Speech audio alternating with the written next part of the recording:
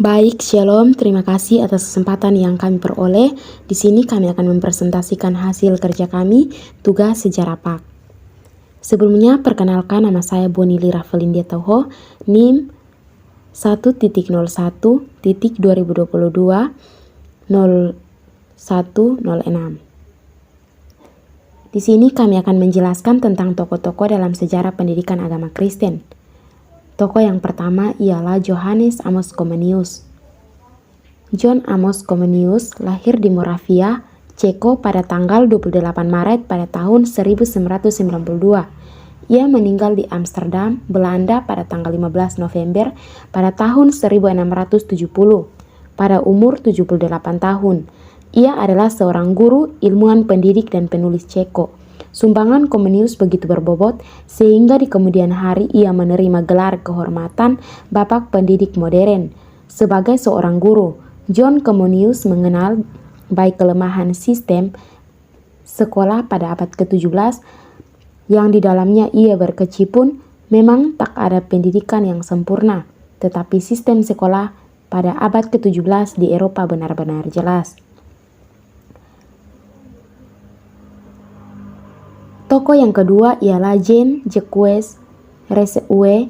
Ialah Jean pada tahun 1712 sampai 1778 merupakan seorang ahli falsafah Prancis dalam abad ke-18 dan dilahirkan pada tanggal 28 Juni pada tahun 1712 di Geneva, Switzerland. Ibunya meninggal dunia ketika beliau masih kecil. Ibunya adalah putri seorang pendeta Protestan. Gereja Calvinis Rousseau mungkin diasuh selama beberapa tahun oleh ayahnya yang kemudian menyerahkan kepada pamannya. Beliau hidup bila mana Prancis menjadi salah satu tokoh country of television Eropa. Salam, perkenalkan nama saya Dina Taniu dengan NIM 1.01.2022.0078.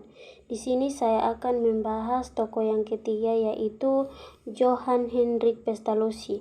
Johann Hendrik Pestalozzi lahir dan dibesarkan di Zurich, Swiss pada tanggal 12 Januari 1746 dan berasal dari keluarga Protestan. Ayahnya seorang dokter yang meninggal waktu Hendrik berumur 6 tahun dan hanya meninggalkan sedikit warisan.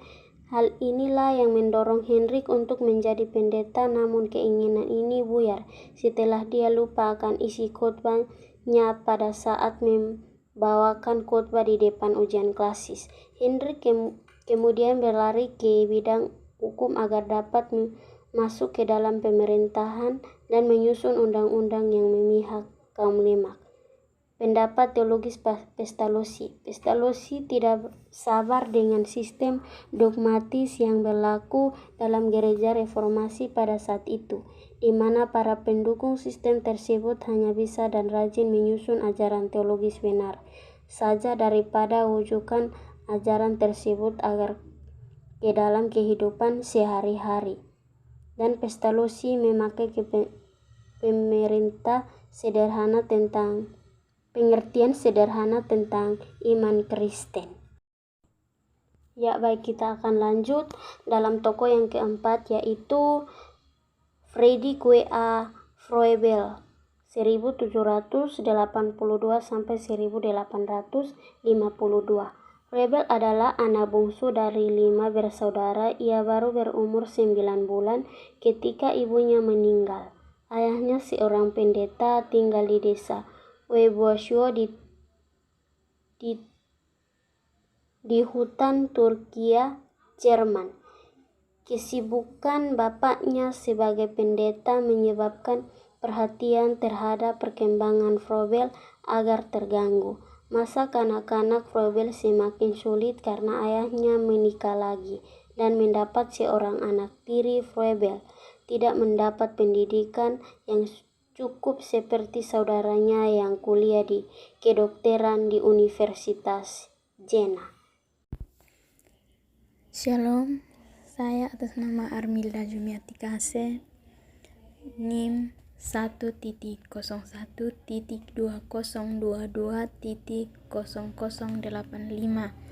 Saya akan menjelaskan tentang pendapat tokoh-tokoh dalam sejarah PAK, yaitu tokoh yang kelima. Dan tokoh yang kelima adalah tokoh Robert Reikes. Robert Reikes pada tahun 1735 sampai 1811. Berbeda dengan Friedrich W.A. Froebel, Reikes beruntung karena kehidupannya tidak pernah dibebani oleh kemiskinan. Dengan rendah hati mohon pertolongan sekecil apapun dari dermawan yang dapat mengasihi keadaan mereka yang menyedihkan. Pemberian yang mereka terima itu tidak akan pernah terlupakan. Sejumlah uang yang diserahkan kepada pencetak surat kabar ini sudah digunakan untuk membeli keperluan hidup bagi mereka yang dikurung di penjara yang sama sekali tidak memiliki uang untuk membeli makan. Pendapat Robert Reikes yaitu, pada awalnya sangat sulit sekali sebab anak-anak ini sangat nakal. Guru yang digaji oleh Reikes menyerah, namun lambat laun ada peningkatan.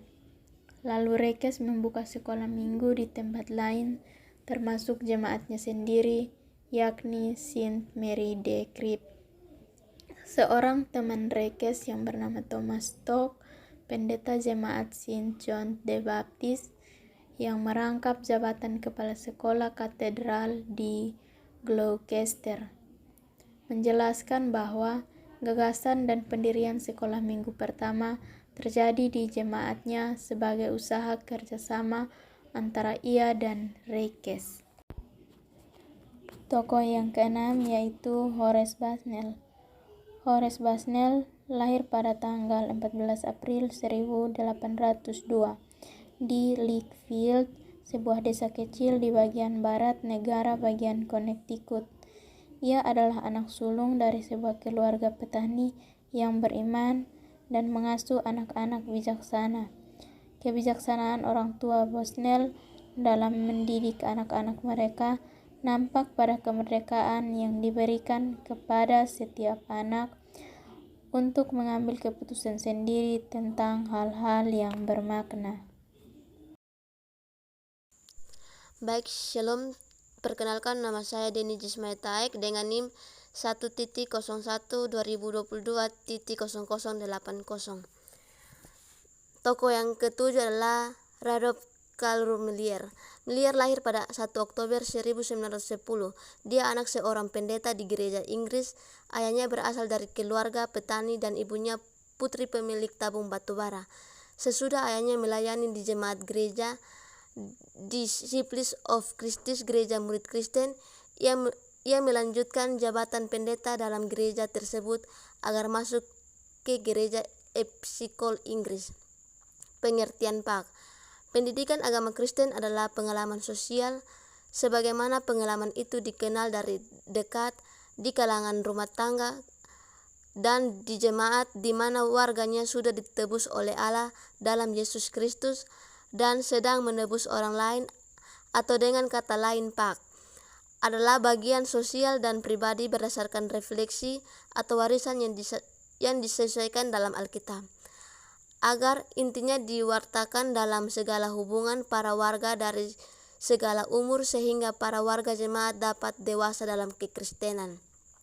Tujuan PAK yang kedua, tujuan pendidikan agama Kristen mencangkup usaha menolong setiap pelajar mengenal dirinya adalah seorang ahli waris kerajaan Allah yang diampuni dan ditebus Allah dalam Yesus Kristus, supaya dia mengabdi diri kepada Tuhan dalam kesakitan, persekutuan dan pelayanan gereja, serta menjalankan kehidupan baru itu dalam rumah tangga dengan sesama manusia dalam struktur masyarakat, dunia, dan alam raya.